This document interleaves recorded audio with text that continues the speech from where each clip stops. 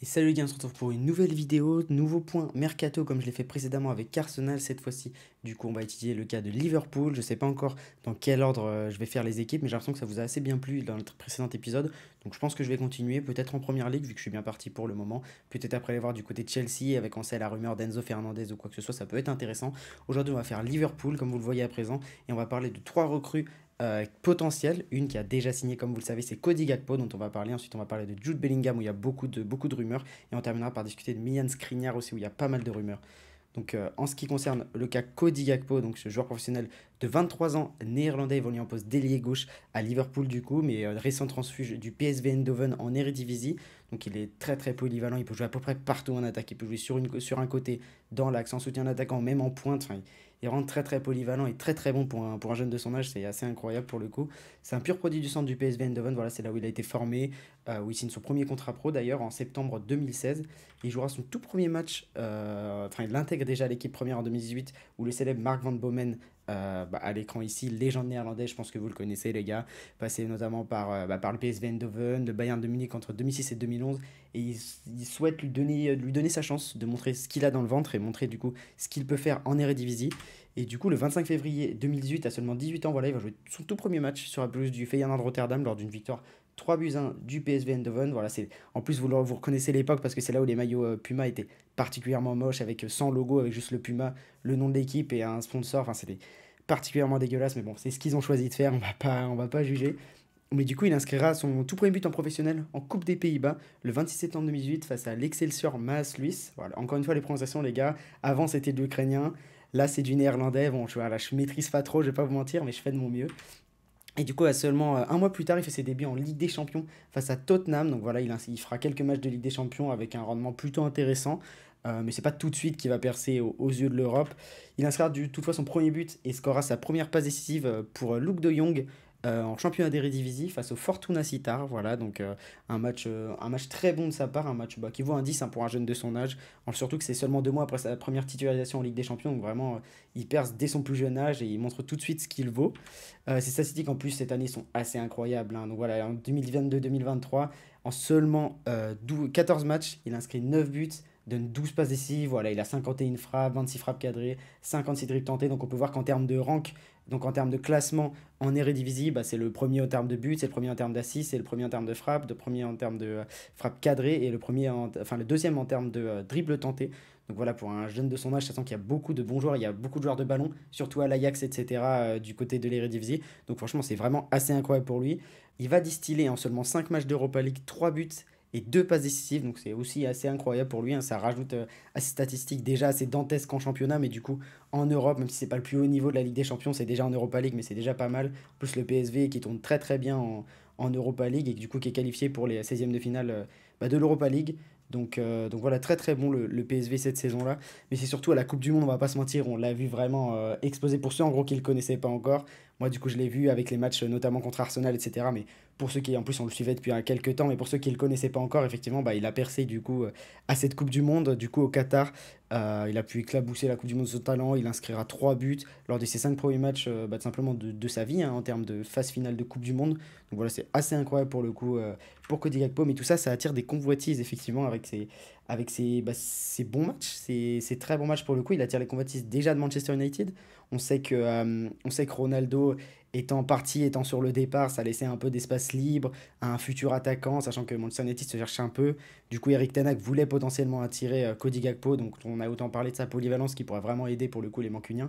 Mais Liverpool aussi de Jürgen Klopp le cherche aussi, ce Cody Gakpo, pour l'ajouter à sa grande attaque, on va pas se mentir, avec du Mohamed Salah, du Diogo Jota, du Darwin Nunez. Enfin voilà, c'est une attaque vraiment très très puissante, très très forte de Liverpool et du coup qui pourrait ajouter un nouvel élément.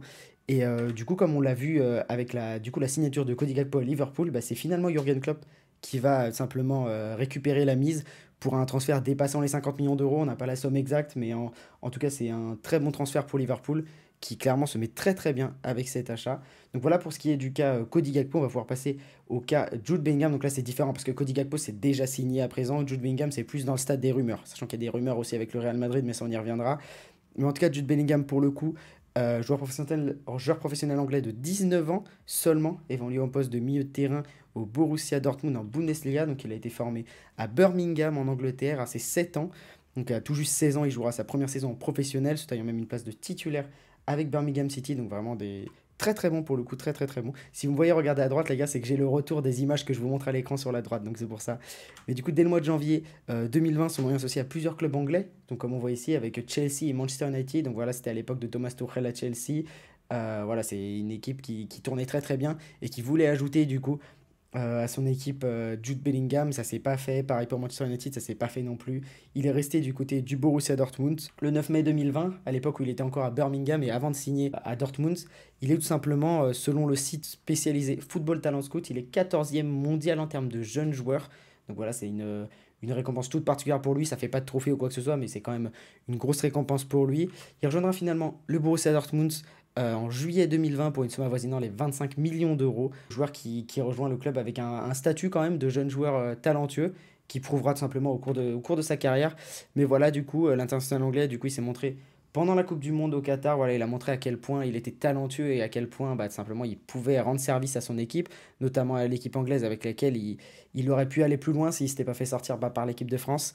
Mais pour le coup, très très bon mondial de la part du joueur de Borussia Dortmund qui quand même veut retenir son joueur. Le club allemand veut retenir son joueur. Mais bon, le joueur est annoncé sur le départ, quoi qu'il arrive.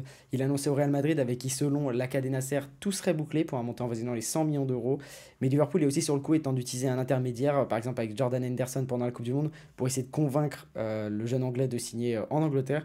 En effet, Liverpool actuellement dispose de plus de fonds que le Real Madrid, dont on sait qu'il y a des soucis financiers, etc. Mais ils essayent un peu à l'image du Barça, de faire monter des leviers pour essayer de les recruter, mais c'est difficile pour eux. Et du coup, Liverpool qui pourrait rafler la mise, donc on n'a pas encore de certitude sur ce cas-là, donc on va attendre les prochaines semaines pour être fixé, tout simplement.